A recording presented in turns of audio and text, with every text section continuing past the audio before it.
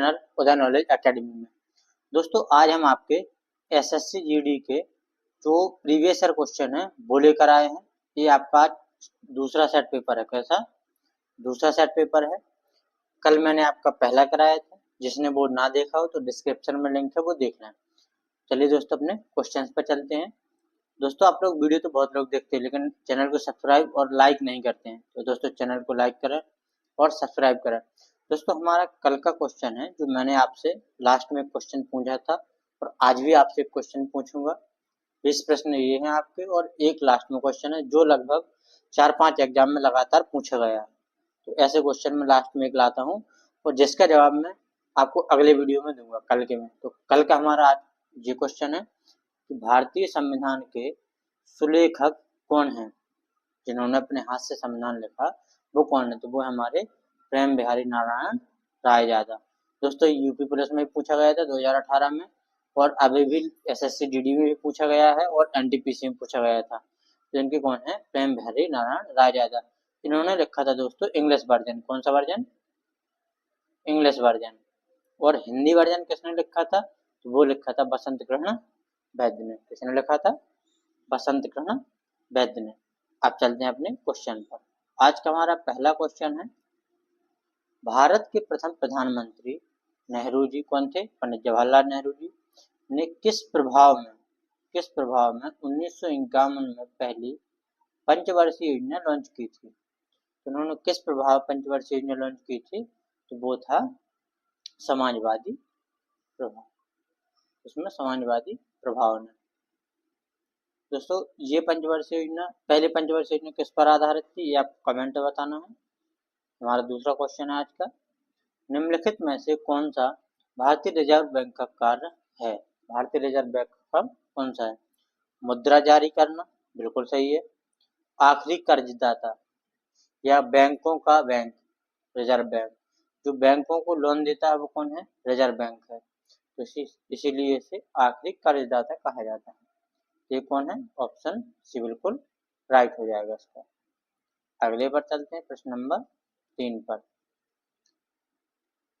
पन्नालाल बोस निम्नलिखित में से किस वाद्य यंत्र के लिए प्रसिद्ध हैं? कौन? पन्नालाल बोस।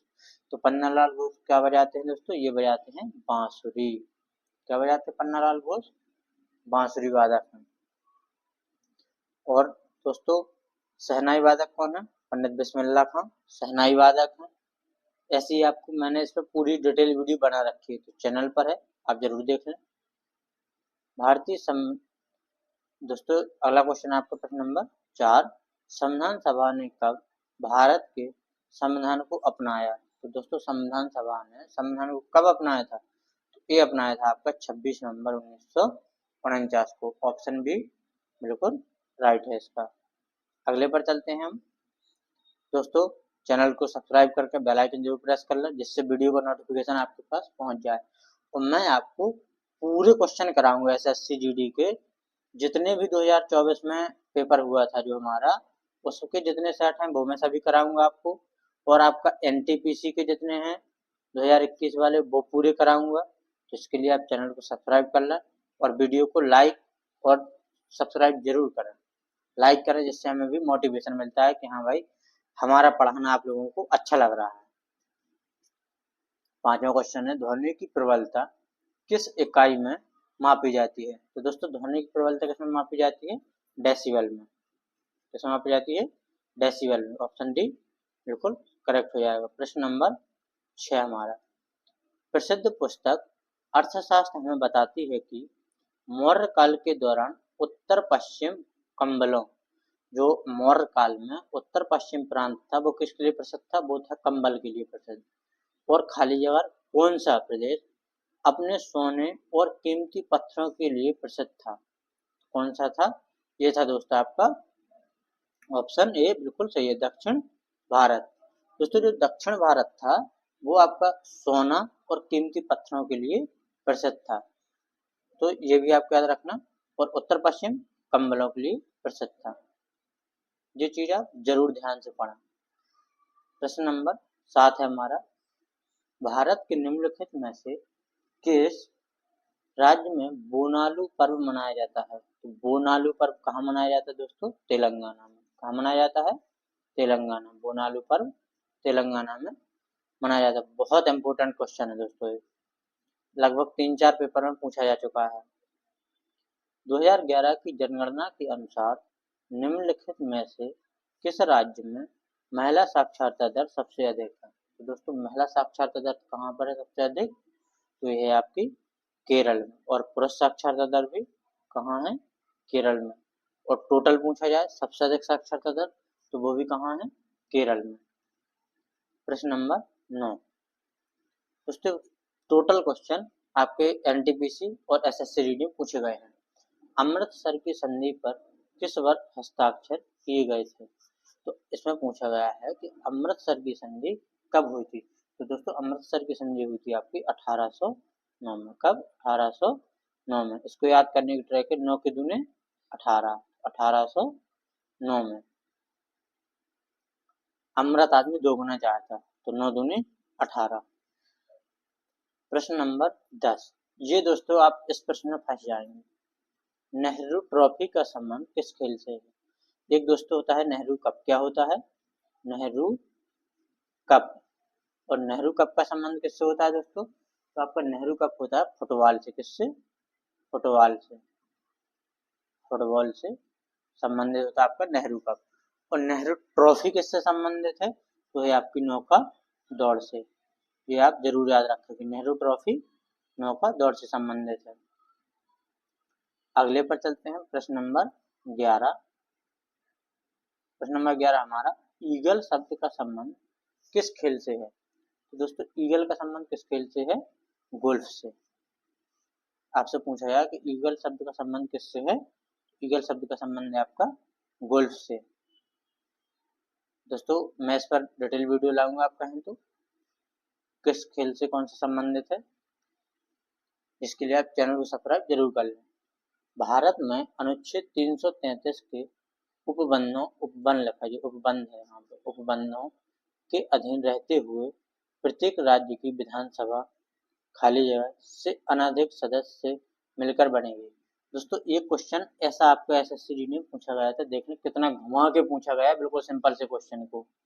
दोस्तों ये क्वेश्चन है आपका कि किसी भी राज्य की जो विधानसभा है उसमें अधिकतम कितनी सीटें हो सकती हैं। ये है ना, अनाधिक मतलब होता है अधिकतम। तो अधिकतम कितने हो सकते हैं आपके? अधिकतम हो सकती हैं आपकी 500 सीटें। कितनी?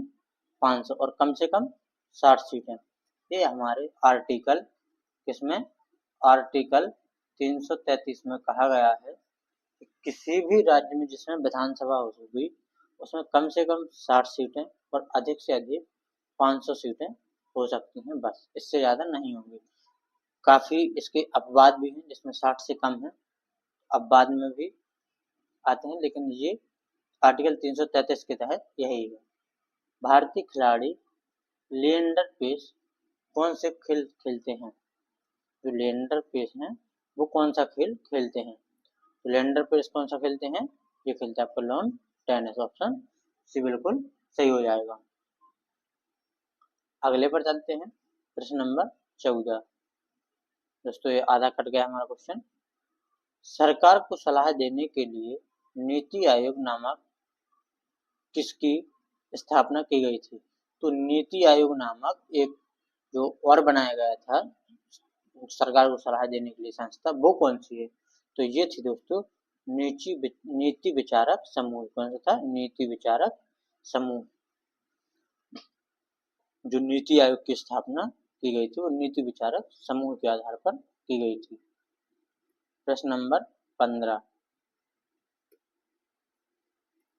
निम्नलिखित में से उत्तर प्रदेश के इंडो फारसी, कौन सा? इंडो फारसी नृत्य शैली का नाम बताएं। तो दोस्तों इंडो फारसी नृत्य शैली पर आधारित है वो है हमारा कथक। और कथक कहाँ से संबंधित है दोस्तों? ये आपका उत्तर प्रदेश से। तो कौन सी शैली है? इंडो फारसी कथक है, और कथक उत्तर प्रदेश से संबंधित है। अगला क्वेश्चन हमारा प्रश्न नंबर 16। गांधी इरविन समझौता पर किस वर्ष हस्ताक्षर किए गए थे? तो दोस्तों आप सभी जानते हैं कि गांधी इरविन समझौता कब हुआ था? 1931 में। कब हुआ था? 1931 में। अगले पे चलते हैं, प्रश्न नंबर 17 पर। दोस्तों ऐसे ही प्रश्न एसएससी जीडी पूछे जाते हैं, देख लें आप। और आपको मैं पूरे क्वेश्चन कराऊंगा जो आपके प्रीवियस ईयर हो चुके हैं, तो आप चैनल को सब्सक्राइब कर लें और लाइक जरूर करें, जिससे हमें मोटिवेशन मिलता है कि हाँ भाई, हमारा पढ़ाना हमारे भाइयों को समझ में आ रहा है, वीडियो आपको हेल्पफुल लग रही है। मैसूर दशहरा, कौन सा? मैसूर दशहरा भारत के किस राज्य का एक भव्योत्सव है? दोस्तों मैसूर दशहरा किस राज्य का है? जल्दी से बताएं। तो ये मनाया जाता है आपका कर्नाटक में। मैसूर दशहरा कहाँ का है? कर्नाटक का। ये याद रखना दोस्तों, बहुत पूछा जाता है मैसूर दशहरा। प्रश्न नंबर 18 हमारा, भारत की 2011 की जनगणना के अनुसार किस राज्य में पुरुष साक्षरता दर सबसे अधिक है? दोस्तों मैं आपको पहले ही बता चुका हूँ, ये है आपका केरल। कौन सा है इसका? केरल। ऑप्शन डी बिल्कुल राइट हो जाएगा। अगले पर चलते हैं, हमारा सेकंड लास्ट क्वेश्चन है, भारत कितने देशों के साथ समुद्री सीमा साझा करता है? तो दोस्तों भारत की समुद्री सीमा कितने देशों के साथ लगती है? ये लगती है आपके 7 देशों के। तो 7 देश कौन से हैं? बांग्लादेश, कौन सी? बांग्लादेश। बांग्लादेश के बाद आता है आपका इंडोनेशिया, इंडोनेशिया। और इंडोनेशिया के बाद आता है आपका पाकिस्तान, पाकिस्तान। जी चुटपुट पाकिस्तान है। इसके बाद आता है म्यांमार। क्या आता है? म्यांमार। और म्यांमार के बाद क्या आता है दोस्तों? श्रीलंका। जो नीचे आप बिल्कुल जानते होंगे सभी, श्रीलंका। श्रीलंका के बाद थाईलैंड, थाईलैंड। और थाईलैंड के बाद आता है आपका मालदीव। कौन आता है? मालदीव, मालदीव।